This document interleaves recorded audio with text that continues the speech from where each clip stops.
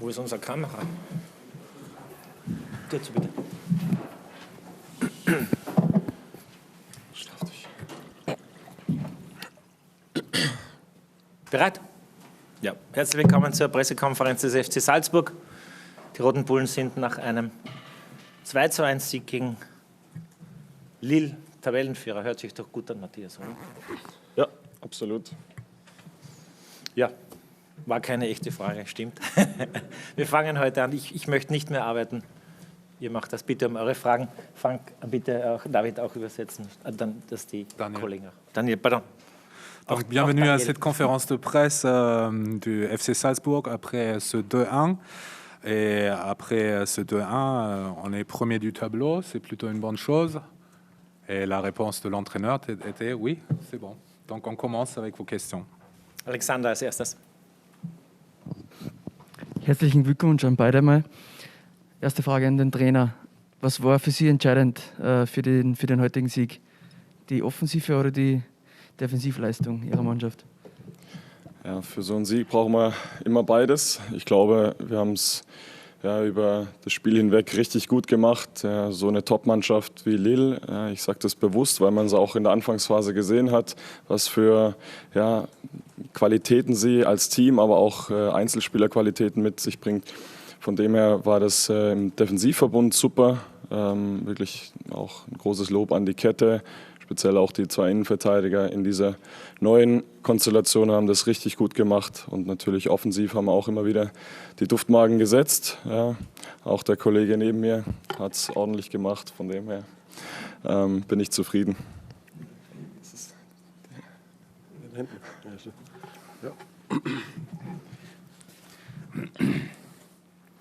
À votre avis, quoi était décisif aujourd'hui pour cette victoire? C'était plutôt l'attaque ou la défense? Et la réponse de l'entraîneur, c'est bon, à mon avis, pour une telle victoire, on a besoin des deux. Je pense qu'on a vraiment très bien joué contre une équipe de Lille qui est une très bonne équipe. Ils ont beaucoup de qualité dans l'ensemble de l'équipe, mais aussi de la qualité individuelle. Donc je félicite aussi expressément mes deux défenseurs centraux, mais aussi le garçon ici à côté de moi qui a fait plutôt un très bon travail aujourd'hui. Donc j'en suis content. Weitere Fragen? Thomas Konas. An den Karim, der die Trophäe jetzt ausgepackt hat. Der Trainer war auf die Frage nach der Tabellenführung sehr kurz angebunden mit dem Ja. Wie fühlt es sich für dich an, nach 2 Spieltagen ganz oben zu stehen? Ja, unglaublich, wie man sieht, wie man es an der Stimme auch gesehen hat und wie die Atmosphäre im Spiel war. War einfach unglaublich zu spielen und jetzt erst in der Tabelle zu sein, ist, glaube ich, nochmal was Schönes, aber für uns war wichtig, dass wir das Spiel gewinnen und wir schauen jetzt aufs nächste Spiel und das wollen wir natürlich auch gewinnen.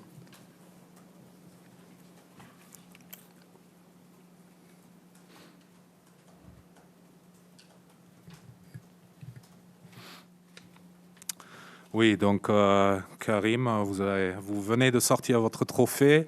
L'entraîneur était plutôt bref sur votre place dans le tableau maintenant. Et il a dit seulement oui, c'est bien. Comment vous vous sentez par rapport à ça?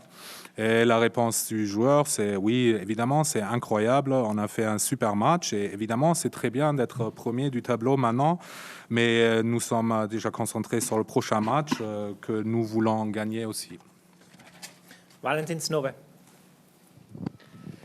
Karim, mir ist gerade aus guter Quelle zugespielt worden, ihr wart schon ziemlich müde jetzt in der Kabine, habt es gar nicht so ausgelassen gefeiert, was man nach so einem Sieg aber machen sollte. War es unter Jesse Marsch leichter zu feiern? Ist der Trainer da ein bisschen strenger mit euch?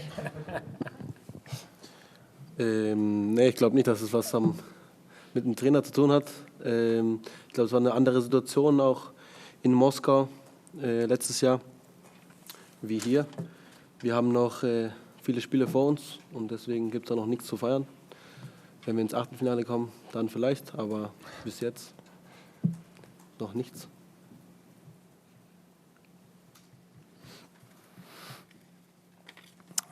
Karim, Apparemment, vous étiez très fatigué, vous n'avez pas trop fait la fête dans les vestiaires. Dans le passé, c'était différent sous l'entraîneur Jesse Marsch. Est-ce qu'il était plus relax? Et la réponse du joueur, c'est non, ça n'a rien à voir avec le coach. Je pense que la situation à Moscou était complètement différente aussi. Peut-être on va plus faire la fête une fois qu'on sera en huitième de finale. Thomas Konas. Of course, French media is also invited to ask questions, not that we have misunderstanding like yesterday. An den Trainer Glückwunsch natürlich auch dieser Erfolg, dieser Sieg gegen Lille. Wir haben gestern das angesprochen, auch eine Mannschaft aus den Top 5 Ligen Europas. Was kann denn dieser Sieg heute mit der Mannschaft machen? Wie viel Selbstvertrauen, zusätzliches Selbstvertrauen kann der noch bringen? Ja, das soll ihnen einfach weiter Rückenwind geben, der jungen Truppe. Ich glaube, man hat vor allem in der Anfangsphase gesehen, wenn man so ein bisschen zögert, wenn man nicht so 100% drauf ist, dann spielt dich so eine Top-Mannschaft auch mal weg. Aber wie sie dann einfach sich reingefeitet haben in die Partie und die Dinge einfach mit mehr Überzeugung, mit mehr Mut und mit mehr Frechheit umgesetzt haben, war es dann top. Und das sollen sie mitnehmen aus so Spielen. Das ist speziell dann gegen so Top-Teams nur in der Form von einer extremen Art und Weise geht.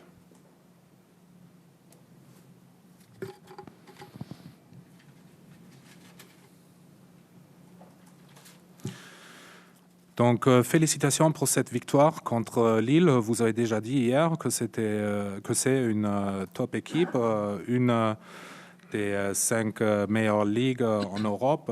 Qu'est-ce que ça veut dire pour la confiance en soi de l'équipe aussi? Et la réponse du coach, c'est oui, évidemment, ça aide pour la confiance de tout le monde, parce que ça peut être très facile de perdre contre une telle équipe si on n'est pas vraiment au point, si on n'est pas vraiment concentré. On peut perdre facilement contre une telle équipe.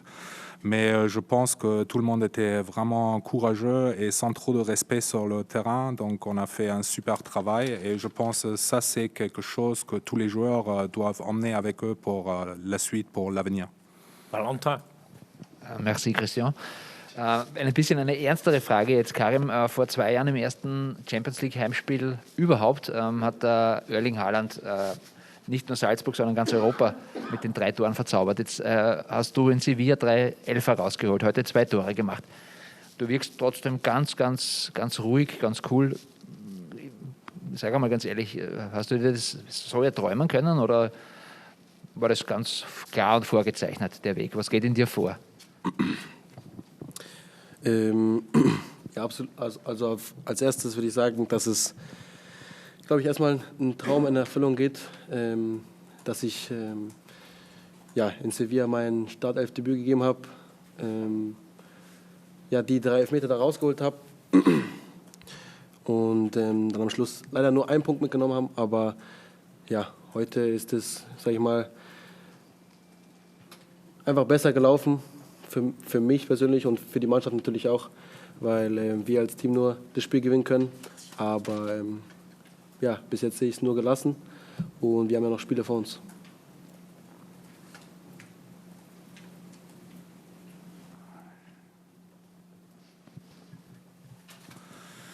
Donc voilà une question plus sérieuse maintenant pour toi, Karim. Il y a 2 ans, vous avez joué en Ligue des Champions ici à domicile et Haaland a enchanté tout le monde avec ses 3 buts. Maintenant, c'est toi qui a causé qui a mérité 3 pénaltys à Séville pour ton équipe. Aujourd'hui, tu as marqué 2 buts et pourtant, tu as l'air vraiment cool, vraiment relax. Mais qu'est-ce que tu sens vraiment à l'intérieur de toi? Et la réponse du joueur, c'est bon, déjà, c'est un rêve qui se réalise là pour moi. C'était super d'être pour la première fois, d'avoir fait mon début dans le 11 de départ à Séville. Et ces 3 pénaltys, oui, évidemment, c'était pas mal. Malheureusement, on est rentré seulement avec 1 point. Aujourd'hui, ça a marché mieux pour nous, pour moi aussi, pour l'équipe dans l'ensemble. Mais voilà, je suis toujours relax. Bernhard Kastler. Eine Frage an den Trainer. 15 Saisonspiele, das ist jetzt schon da ist der Auftakt schon längst vorbei. Es ist eine Phase abgeschlossen quasi und Salzburg, spielt in allen 3 Bewerben eine sehr, sehr gute Rolle. Wie erklären Sie sich das? Kann man da ein erstes Fazit ziehen? Sind Sie selbst ein bisschen überrascht, dass es einfach so positiv läuft? Ich habe es schon mal gesagt, ich bin natürlich sehr zufrieden mit dem ersten Block. Und auch nach der Länderspielpause ging es jetzt so weiter. Von dem her sind wir da auf einem richtig guten Weg. Aber ja, die Saison ist noch extrem lang. Wir haben noch keine Titel gewonnen. Das ist unser Ziel in der Liga. Und deswegen werden wir weiter beharrlich diesen Weg gehen, konsequent da weiter marschieren und die Jungs bestmöglich zu entwickeln. Und dann, glaube ich, haben wir eine erfolgreiche Saison. Aber aktuell können wir uns leider noch nichts kaufen.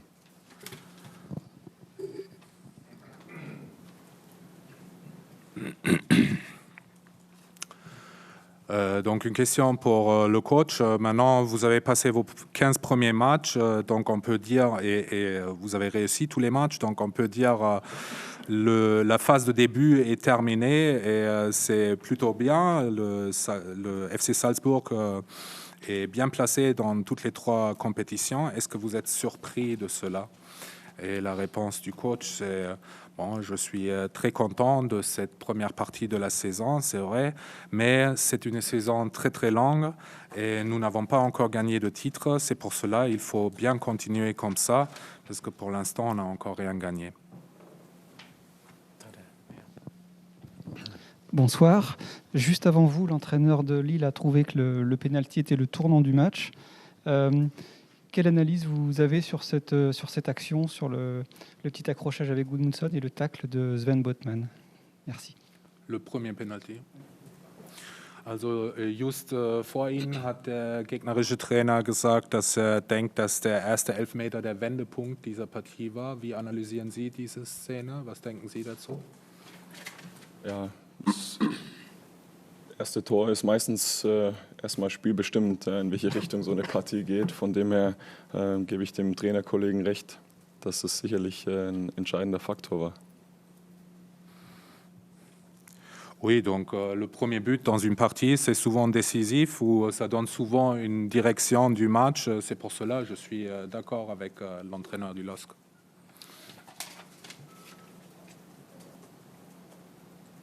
Sebastian. Karim, der Vergleich zum letzten Jahr. Im Sommer sind doch einige Spieler, also die gerade diese Reife auch gehabt haben, weggebrochen. Macht es die Unbekümmertheit der Jugend aus, dass ihr jetzt so performt? Weil es läuft ja noch um eine Spur besser wie letztes Jahr, weniger Tore bekommt ihr. Ihr seid noch um einiges erfolgreicher. Ist es diese Unbekümmertheit? Als allererstes würde ich sagen, ich glaube schon. Also wie man, glaube ich, sieht, wie wir spielen und wie die Spieler auf der Bank reinkommen, sieht man schon, dass es die wie jetzt nochmal Unbekümmertheit. Genau. Also auf Französisch wollte das wissen, was Unbekümmertes macht. Ja, auf jeden Fall ist es das. Und am Anfang wurde gesagt, dass wir vielleicht Schwierigkeiten haben werden, aber wir sind da alle positiv reingegangen und wie man sieht, läuft super.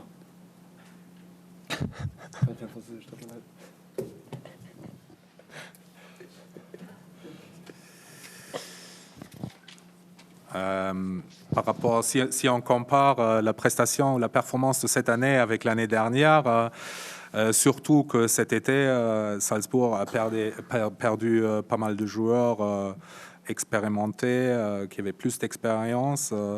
Maintenant, on a l'impression que ça marche encore mieux que l'année dernière. Est-ce que c'est cette, et là c'était le mot, pourquoi tout le monde rit, unbekümmert, cette légèreté, ce sans souci de la jeunesse? Et la réponse du joueur, c'est oui, je pense que oui, si on regarde comment on joue, aussi tout le monde qui vient du banc. Et ouais, au début, je pense pas mal de gens ont dit que peut-être on aura des problèmes cette saison parce que justement il y a trop de jeunes, mais on voit que ça marche très bien. Robert Giegler. Das Mikrofon müssen wir noch nehmen.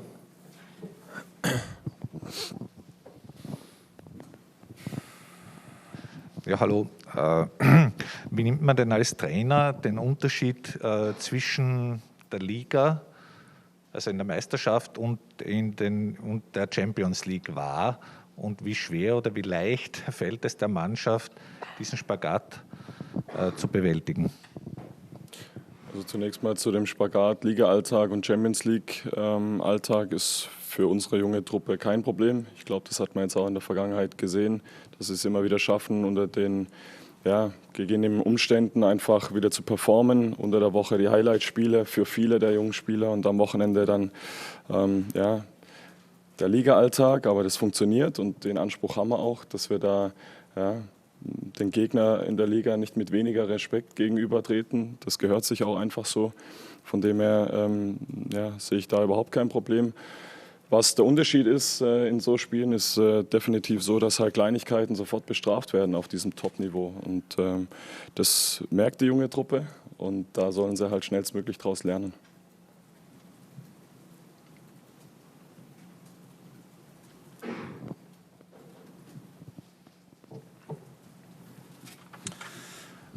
Une question pour le coach. Comment est-ce que vous percevez la différence entre la Bundesliga et la Ligue des Champions? Est-ce que c'est difficile pour l'équipe d'en faire la différence? Et la réponse du coach, c'est non, comme on a vu, c'est pas un problème pour cette équipe jeune. On l'a vu. C'est au milieu de la semaine, ce sont les meilleurs moments, c'est en Ligue des Champions. Et après, pendant les week-ends, c'est dans la Ligue, c'est le business as usual, le business normal. Mais là aussi, on performe bien et je pense c'est normal aussi qu'on respecte les adversaires aussi en Ligue. La grande différence entre les deux compétitions, c'est qu'en Ligue des Champions, les petits détails, les petites erreurs seront punis tout de suite et ça, l'équipe est en train de l'apprendre. Vorletzte Frage, Christoph Nister. L'avant-dernière question. Frage an den Trainer. Die Mannschaft verwöhnt Sie seit Wochen mit guten Leistungen, mit vielen Siegen. Wie revanchieren Sie sich bei der Mannschaft mit Ihrem Trainerstab und gibt es vielleicht auch mal eine Belohnung für die Spieler? Morgen ist ein freiwilliger Tag angesetzt. Karim nimmt sich den, glaube ich. Nein, ich komme aber erst um 13 Uhr. L'équipe vous fait plaisir, vous offre une victoire après l'autre. Maintenant, c'est peut-être à vous. Comment est-ce que vous récompensez l'équipe? Et la réponse du coach, c'est bon, demain, ça sera une journée libre. Letzte Frage. Karim, hast du im Training ein paar Extra-Elfer geschossen in den letzten 2 Wochen, um wieder die Sicherheit zu haben für heute? Ja, habe ich. Vor jedem Spiel schieße ich ein paar Elfer. Und gestern habe ich auch 4-5 Stück geschossen und mir war davor klar, dass ich in die Ecke schießen werde, komme was wolle. Und beim zweiten? Nein, ist ja keine Ecke, oder? Ja, passt. Nee, aber habe ich gemacht, ja.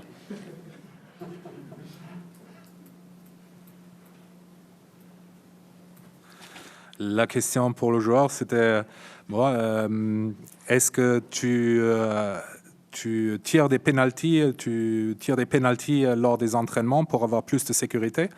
Et la réponse du joueur, c'est oui, toujours. Je fais toujours ça à l'entraînement. Hier aussi, j'en ai tiré 4-5 pénaltys. Et voilà, je pensais déjà avant de faire ce pénalty de le tirer vraiment dans ce corner, dans ce coin. Et puis il y avait la remarque du coach qui a dit mais le deuxième, c'était pas dans un corner. Et le joueur a dit non, je parlais du premier. Vielen Dank, dass Sie es so lange mit uns ausgehalten haben. Schönen Abend. Bonsoir. Schönen Abend. Ciao.